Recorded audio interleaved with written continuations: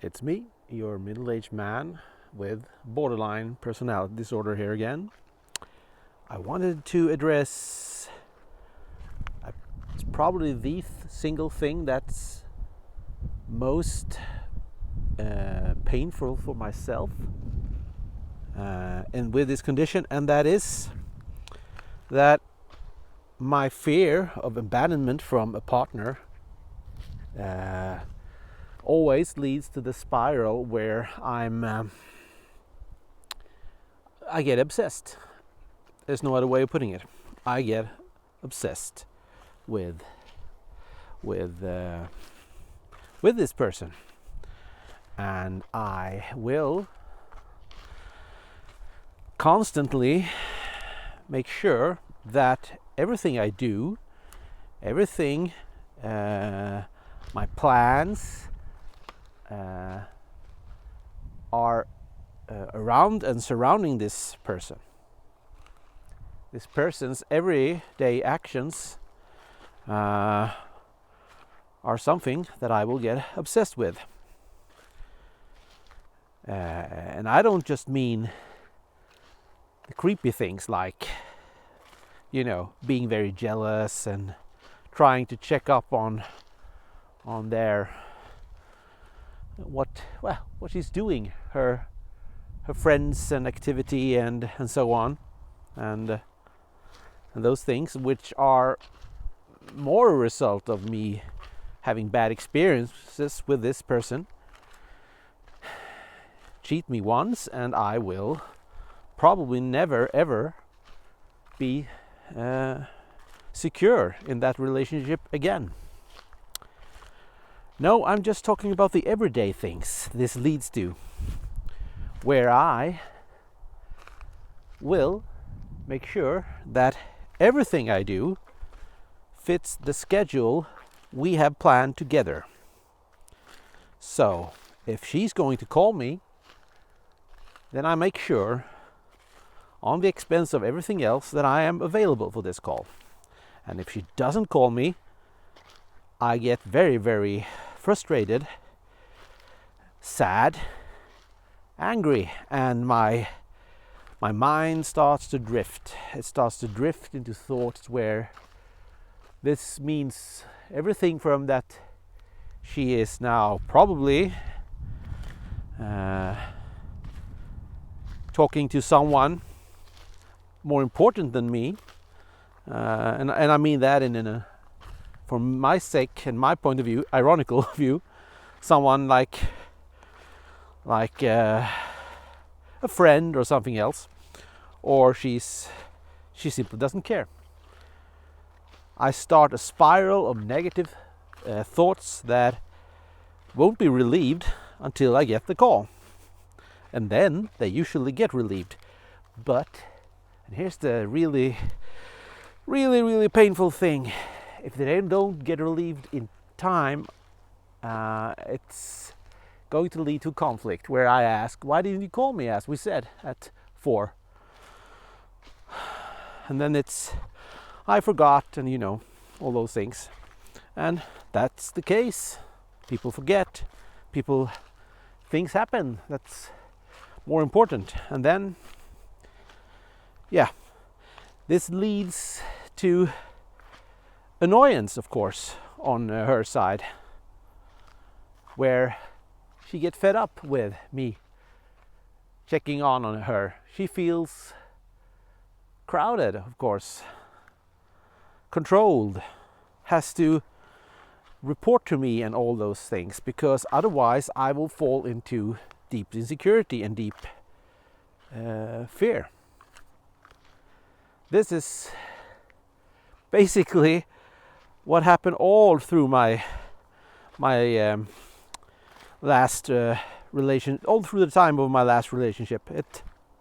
It was the thing that more than anything else defined that relationship, I think. The negative thing that did it. It was very, very, very tiresome for the both of us.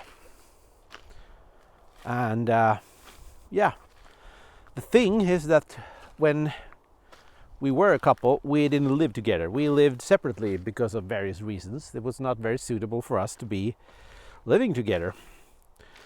And this is not something that I think a lot of borderline people are suitable to do.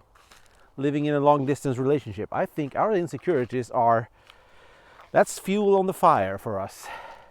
Because every time my girlfriend and I stayed more together for a longer time, things got a lot better. Always. My insecurities dropped, and my needs simply got better.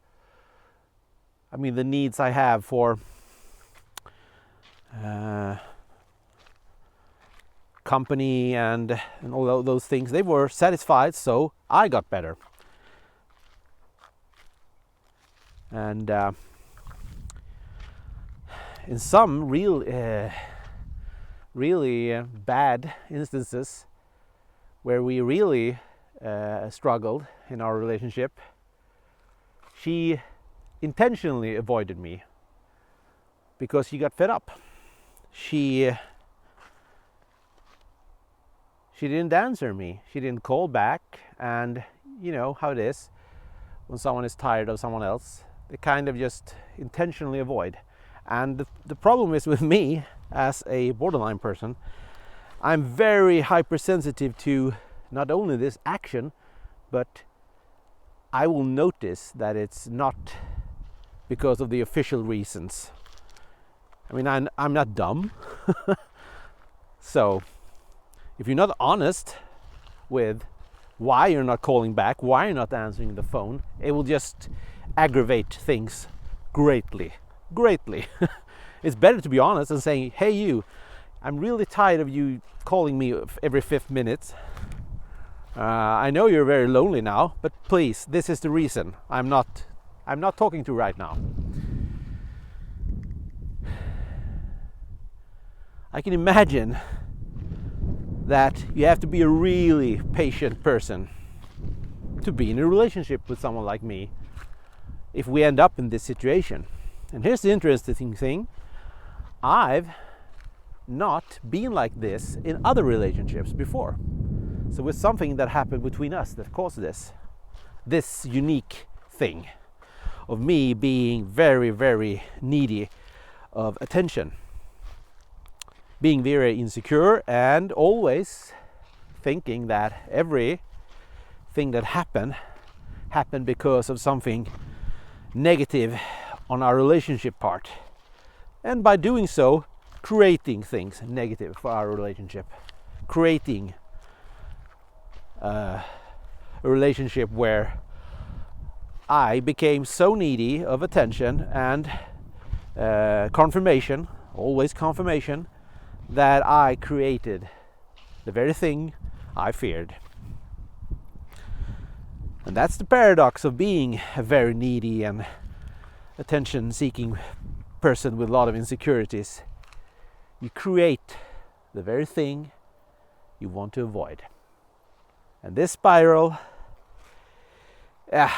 when you start to fall down it, I don't think there is any way of recovering other than stepping away from it. Stepping away from being a couple, at least for a great amount of time. Probably forever, but at least for some years. Because this distrust, both founded and unfounded, is it's so toxic. It's really, really, really bad.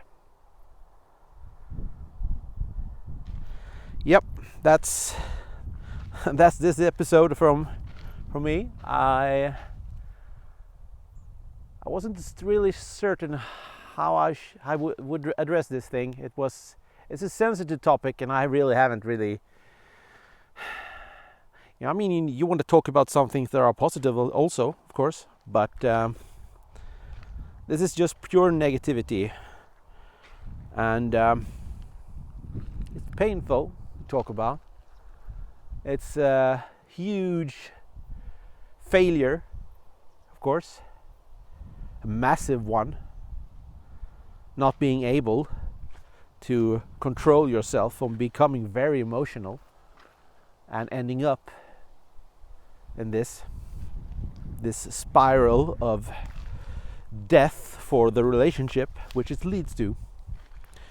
And I don't think it's really anything a partner can do to fix this. If you have ended up in a position where your relationship is going to fall into this spiral, it's probably too late with us borderline persons, because something obviously happened once that created distrust, and that will always be present, sadly. And yeah, I don't have anything positive to say about this. This is just a negative thing, 100% negative thing, with no good outcome, I believe. Well, if you have been in this position, and if you have managed to get out of this spiral, please let me know in the comments what you did. It's not like I'm going to try to fix anything I did in a previous relationship, but I just want to know. And I'm probably sure there are a lot of us borderline people out there, or just people in general, that have fallen down into this spiral of fear and distrust. And yeah, what's your secret? How did you fix this? Let us know.